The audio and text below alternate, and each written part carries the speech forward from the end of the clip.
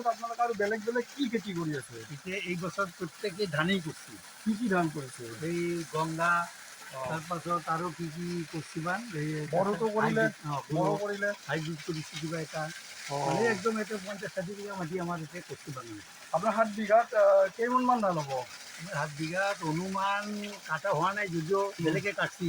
সেই অনুমতে অনুমান 20 মানৰ পৰা পাৰ বিঘা, পাৰ 1 বিঘাত 20 বিঘা। টন মান হ'ব। হ'ব। তাৰমানে আপোনাৰ মোটামুটি 140-50 হেৰি হ'ব। 7 বিঘা মাটি 140-50 টন হ'ব। 7 কেজি 7 কেজি হ'ব চাগে 140।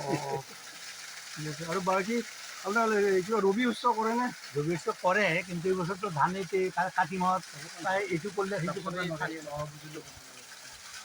অঁ, তাৰমানে এতিয়া আপুনি আপোনাৰ মাটি 7 বিঘা আছে ন? এতিয়া কি ধান কৰিলে 7 বিঘাত আপুনি? পইণ্টটো হোৱাৰ পিছত আমাৰ এই বছৰ ফাৰ্ষ্ট গংগা ধান দিছোঁ। গংগা ধান কৰিলে। তাৰপিছত আৰু এটা কিবা হাইব্ৰিড তাৰ মাজতে এটা আছে। বেলেগ এটা আৰু এইটো কৰা বেলেগ প্ৰকাৰ এটা কৰিলে। আৰু যিটো কৰা গৈছে। এতিয়া বড়ো ধানটো কৰিলে। তিনিবিধ হ'ল আপোনাৰ। তাৰমানে আপুনি এতিয়া এইবছৰ পইণ্টটোৰ সহায়ত আপুনি তাৰমানে 3বিধ ধান কৰিলে। বড়ো ধানটো ধৰি পেলাই ন? আপোনালোক উপকৃত হৈছে ভালে। বহুত উপকৃত হৈছে, কাৰণ এইটো আমি আজি প্ৰায় 40 বছৰ ধৰি আমি লাগি আছোঁ। আমাৰ পানী লাগে, পানী লাগে। একবাৰে দমদমা বজাৰৰ পৰা আমি গাঁৱৰ মানুহ গোটাই এটা আনিছিলোঁ খান্দি ফেলে। পাছতে সিফালে বন্ধ কৰি দিলা। তেতিয়াও কিন্তু আমি এৰা নাই আহা। আমি অফিচত যাই থাকোঁ।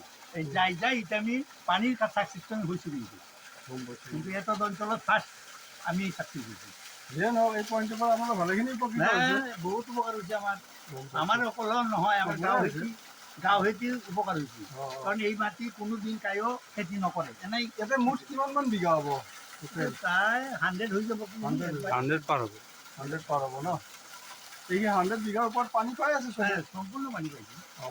যেতিয়াই পানী লাগে পাই আছে। তেওঁ পুৱাই 6টা বজাত আহে।